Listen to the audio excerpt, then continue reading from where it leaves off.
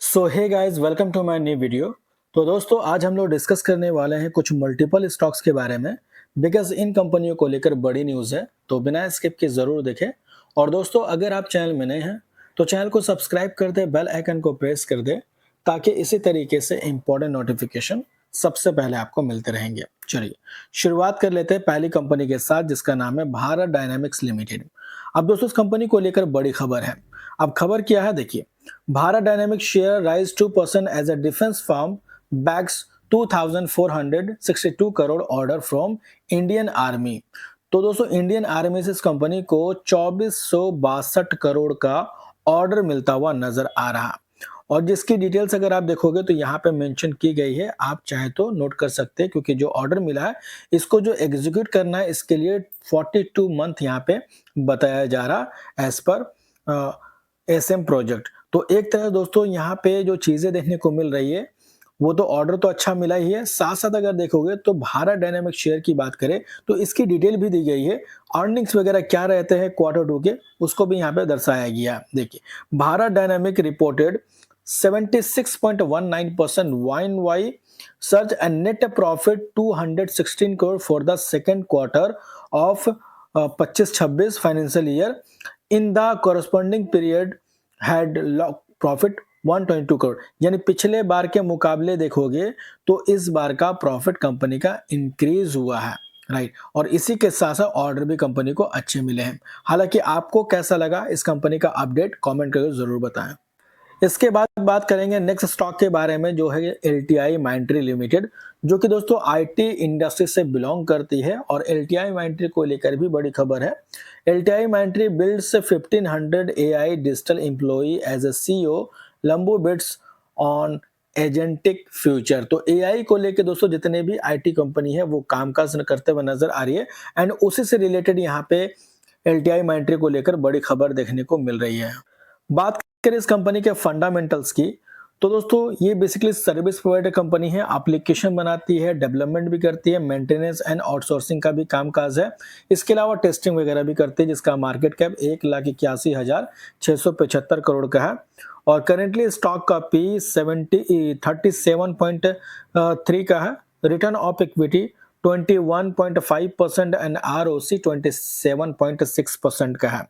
इसी के साथ साथ नंबर्स की बात करेंगे क्वार्टरली, तो लास्ट क्वार्टर से कंपेयर कर सकते हैं।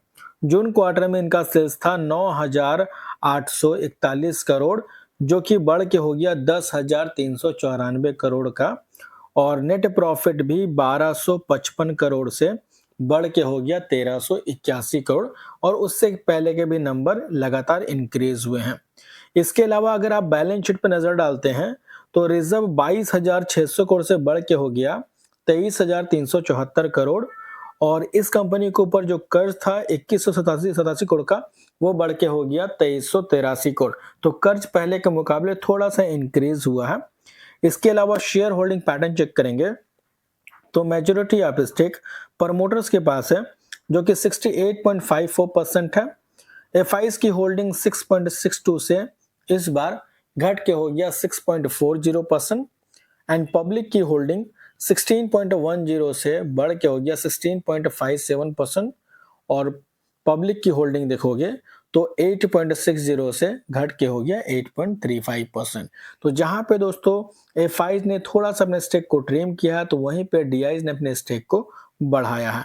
फिलहाल एलटीआई भी एआई को लेकर फोकस में चल रही है। इसके बाद बात करेंगे नेक्स्ट स्टॉक के बारे में, जिसका नाम है भारत रसायन लिमिटेड। अब दोस्तों इस कंपनी को लेकर बड़ी खबर है, बिकॉज इन्होंने स्प्लिट अनाउंस किया, जिसका रेशियो है 1:1 का। यानी अगर आप इस कंपनी के एक शेयर को होल्ड करते हैं तो बदले में आपको एक शेयर मिलेंगे स्प्लिट के रूप में, जिसका रिकॉर्ड डेट है 12 दिसंबर 2025 का।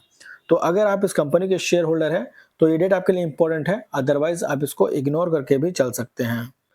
इसके बाद दोस्तों बात करेंगे डिफेंस स्टॉक के बारे में, जो कि है एचएएल यानी हिंदुस्तान एरोनॉटिक्स लिमिटेड। अब देखिए, HAL lead as a Indian defence gained see 8.2% revenue surge in SIPRA global arm report. दोस्तों इस कंपनी का परफॉर्मेंस तो काफी डिसेंट रहा है, कंपनी के पास ऑर्डर बुक भी काफी ज्यादा है। और अब देखिए, the Indian air force IAF HL Tejas fighter jet prepare to take off during Aero India 2025, a military aviation exhibition at the Yelahanka Air Force Station in Bengaluru। तो यहाँ पे भी प्रदर्शन देखने को मिल जाएगा। एंड सबसे बड़ी बात दोस्तों ये है कि एचएल को लेके बहुत सारी क्वेरीज आ रही थी कंपनी के ऊपर कर्ज कितना है।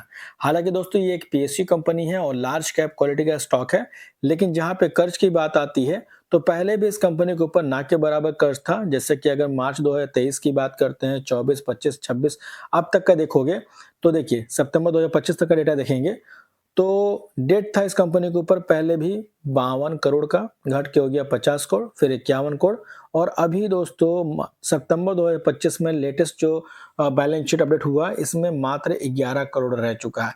यानी पहले भी ना के बराबर था, ऑलमोस्ट डेट फ्री थी और अब तो पूरे हद तक मात्र 11 करोड़ के आसपास का डेट है, तो ना के बराबर ही कंसिडर यहाँ पे किया जाएगा। एंड एसेट्स भी इंक्रीज हुआ, 1,08,000 करोड़ से सीधा बढ़ के हो गया 1,23,000 करोड़। तो कंपनी के ऊपर जो कर्ज है वो ना के बराबर हम बोल सकते हैं और साथ साथ कंपनी के पास ऑर्डर बुक काफी ज्यादा है। हालांकि एचएल कंपनी के बारे में आप क्या सोचते हैं कमेंट करके जरूर बताएं और वीडियो अगर अच्छी लगे तो इसे लाइक भी जरूर करें, चाहे तो सब्सक्राइब भी कर लें ताकि इसी तरीके से इंपॉर्टेंट नोटिफिकेशन सबसे पहले आपको मिलते रहेंगे। तो मिलते हैं नेक्स्ट वीडियो में, तब तक के लिए बाय बाय।